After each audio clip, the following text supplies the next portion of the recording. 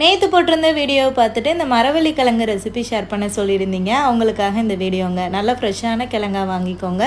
Cut பண்ணிவிட்டு தோலை எடுத்துகிட்டு கழுவிட்டு நல்லா துருவி எடுத்துக்கலாம். நான் ஒரு 3 பீஸ் அளவுக்கு எடுத்திருக்கேன். கிழங்கு வந்து நல்லா வெள்ளையாக இருக்கிறத பார்த்து வாங்குங்க. அதுதான் ஃப்ரெஷ்ஷான கிழங்கு. கருப்பாக இருந்ததுன்னா அது பழைய கிழங்கா இருக்கும். கருப்பாக இருந்ததுன்னா சாப்பிட்றாதீங்க, தூர போட்டுருங்க. இப்போ ஒரு பாத்திரத்தில் நெய் அப்ளை பண்ணி நல்லா வந்து ஸ்ப்ரெட் பண்ணி விட்டுடலாம்.